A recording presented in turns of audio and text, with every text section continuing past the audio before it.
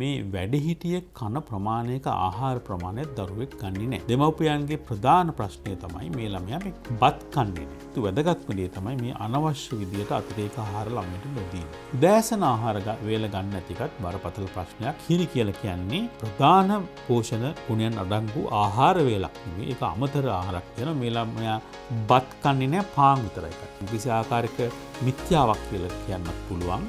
බත් හොඳයි, පාන් හොඳ නැහැ.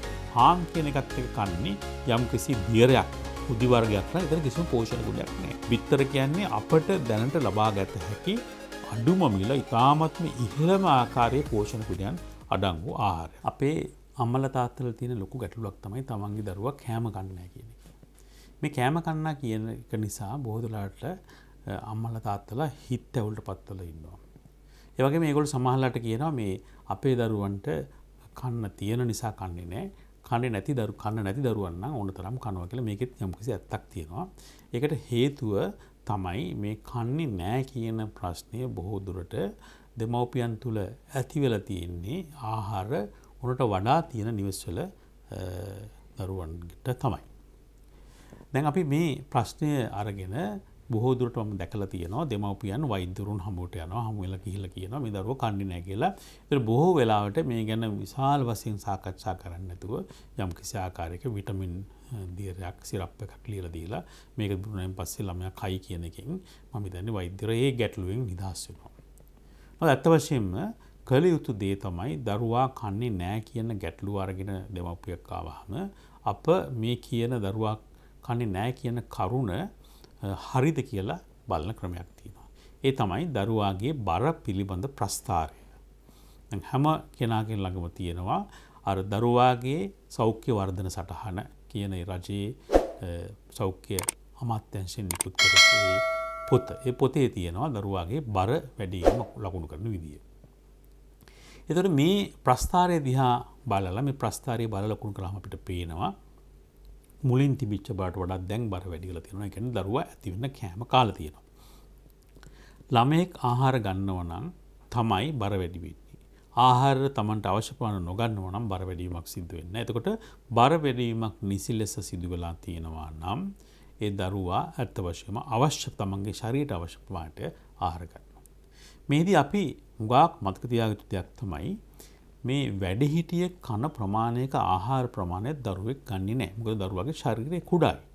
ඒතර දරුවාගේ ආහාර අවශ්‍යතාවය වැඩිහිටියෙකුගේ ශරීරයේ ආහාර අවශ්‍යතාවට වැඩිය අඩුයි. විශේෂයෙන්ම බර වැඩ කරන මව්පියන්ගේ ආහාර අවශ්‍යතාවන්ට වඩා අඩුයි. ඒ නිසා දරුවා කන ප්‍රමාණය ඇතිද නැතිද කියන එක තීරණය කළ හැක්කේ දරුවාගේ බර වර්ධනය ගැන සලකලා බලලා තමයි.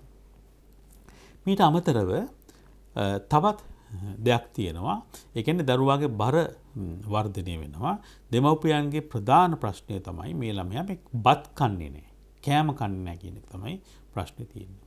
ඒතර මේ බත් කන්නේ නැහැ එහෙම නැත්නම් කෑම කන්නේ නැහැ කියන දරුවෙකුගේ තියෙන අත වශයෙන්ම එතෙන්දී අහන්න ඕන ප්‍රශ්නය තමයි අනෙකුත් ආහාර ගන්නවද එසේත් නැත්නම් දෙමව්පියන් අනෙකුත් ආහාර දෙනවද කියන එක.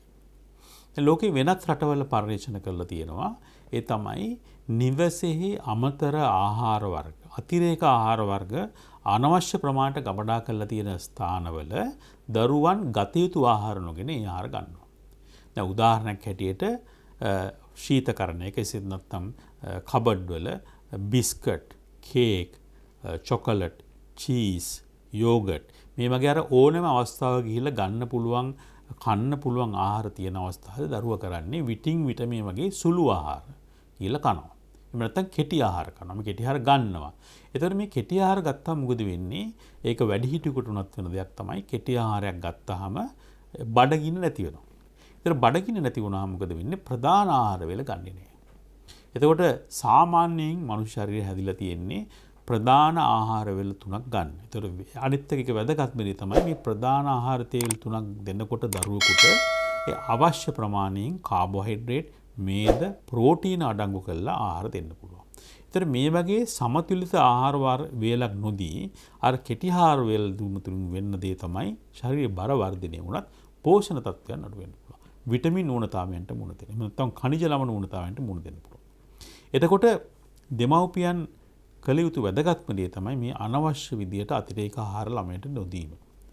තවත් දෙයක් දෙමව්පියන් කරනවා ඒ තමයි ප්‍රධාන ආහාර වේල නොගත්තම ඒක වෙනුවට ළමයට අතිරේක ආහාරයක් දෙනවා. උදාහරණයකට උදේට කෑම කන්නේ නැහැ.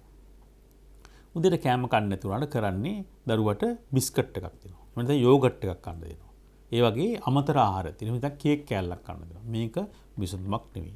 ප්‍රධාන ආහාරයක් ගැනීම අත්‍යවශ්‍යමයි. ඒ නිසා දරුවා ප්‍රධාන ආහාර වේලට පුරුදු කරන්න අතිරේක ආහාර වේල ලබා දීම අඩු කිරීම අතිශයින්ම වැදගත් වෙනවා. විශේෂයෙන්ම පිසනලද ආහාර තමයි මෙතෙන්දී වැදගත් වන්නේ. එතකොට දැන් උදෑසන ආහාර වේල ගන්න නැති එකත් බරපතල ප්‍රශ්නයක් ලංකාවේ විශේෂයෙන්ම මධ්‍යම පන්තික පවුල ළමින්ට කුඩා දරුවන්ට පාසල් යන ළමින්ට තියෙන ලොකු ප්‍රශ්නයක් තමයි මේ උදේ ආහාර වේල ගන්න නැහැ කියන්නේ. දැන් මෙතනදී මම හිතන්නේ දෙමව්පියන් සැලකිලිමත් යුතු දෙයක් තමයි උදේ නිින්දෙන් නැගිටින වේලාව සහ පාසලට යන වේලාව අතර මොනතරම් කාල පරාසයක් තියෙනවද දරුවට ඒ උදේ වැඩ කටයුතු කර ගැනීම සඳහා. සාමාන්‍යයෙන් පුරුද්දක් වෙලා තියෙන්නේ උදෑසන නැගිට ගමම්ම දරුවාට කිරි වීදුරුවක් දෙනවා. ඊට පස්සේ කිරි වීදුරුවක් දීලා මේ ළමයා මූණකට සෝදලා පාසල් යන්න පෙර දරුවාට ආහාර වේල ලබා දෙනවා. එතකොට ඇත්ත වශයෙන්ම සිද්ධ වෙන්නේ තමයි අර ප්‍රධාන කිරි වේල ලබා දෙන වේලාව සහ උදෑසන ආහාරය අතර ඒ තියෙන කාල පරතරය ඉතාමත් අඩුයි. සමහරට පැය භාගයක් වෙන්න පුළුවන්. ඒතර මේ අවස්ථාවේ දරුවට බඩගිනි නැහැ. ඒතකොට දරුවා උදෑසන ආහාර වේල ගන්නේ නැතුව පාසලට යනවා. සමහරට පාසලට යන අතරතුරේ කෑම කන්න කිව්වොත් ඒ දරුවට බඩගින්නක් නැහැ. ඒතර මේ බඩගින්න නැති උනේ මොකද? අර උදෑසන නැගිට ගමන් කිරි වීදුරු ලබා දීම.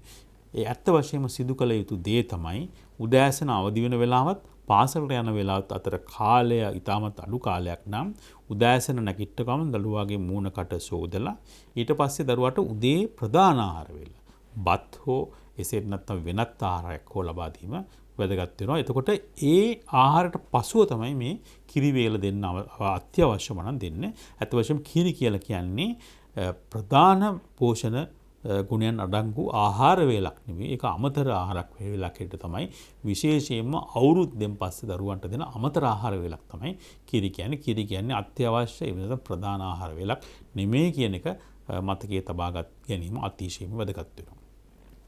එතකොට දෙමව්පියන්ට ඇතිවෙන තවත් ගැටලුවක් තමයි ඒ දරුවන් තමන්ට ආහාර අවශ්‍ය කියන්නේ දෙමව්පියන්ගේ සිතෙහි තියෙන ආහාරය නොගැනීම. දැන් උදාහරණයක් හැටියට සමහරවිට දෙමව්පිය ඇවිල්ලා කියනවා මේ ළමයා බත් කන්නේ නැහැ පාන් විතරයි කන්නේ. ඒතකොට මේ අප අතර පැතිරලා තියෙන එක්තරා යම්කිසි ආකාරයක මිත්‍යාවක් කියලා කියන්නත් පුළුවන්. බත් හොඳයි පාන් හොඳ නැහැ කියන එක.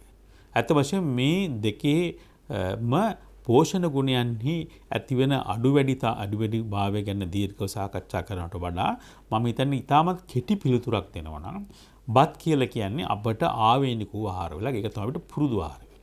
නමුත් ලෝකේ රටවල් තියෙනවා පාන් කියන එක ප්‍රධාන ආහාර වේල හැටියට. විශේෂයෙන්ම යුරෝපය ආශ්‍රිත රටවල පාන් කියන ආහාරය තමයි ප්‍රධාන ආහාර හැටියට ගන්න. ඉතින් ඒ රටවල එහෙම පෝෂණ තත්ත්වයන් වල කිසි ප්‍රශ්නයක් නැහැ. බොහෝ විට ඒ පෝෂණ තත්ත්වයන් අපටත් වඩා හොඳයි.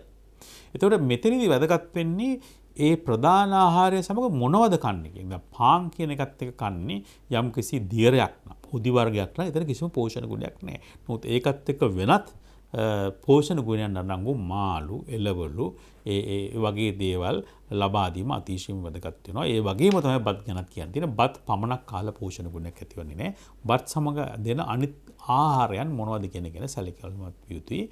ආහාරයට අඩංගු යුතුයි අනිවාර්යයෙන්ම ප්‍රෝටීන වර්ගයක්. මේ ප්‍රෝටීන වර්ගය මාළු වෙන්න පුළුවන්, මස් වර්ගයක් වෙන්න පුළුවන්, බිත්තර වෙන්න පුළුවන්. මෙතනදී බිත්තර ගැන විශේෂයෙන් සඳහන් කරන්න ඕන. බිත්තර කියන්නේ අපට දැනට ලබාගත හැකි අඩුම මිල ඉතාමත්ම ඉහළම ආකාරයේ පෝෂණ ගුණයන් අඩංගු ආහාරයක්. ඒ නිසා දරුවෙකුට දවසකට එක බිත්තරයක් ලබා දීමේ කිසිම ප්‍රශ්නයක් නැහැ. මේක බිත්තර දෙකක් වුණත් කලට කිසිම ගැටලුවක් නැහැ. අඩු මිල පෝෂණ තත්ත්වයන් ලබා දෙන ඉතාමත් ඉහළ මට්ටමේ ප්‍රෝටීනය තමයි මේ බිත්තර වල අඩංගු වෙන්නේ. ඉතින් ඒ වගේ ආහාර ලබා ගැනීමේදී වැදගත් වෙන ඒ මූලික දේවල් ගැන ඔබ මම හිතන්නේ හිත යොමු කළොත් දරුවා නොකන එක ගැන ඔබට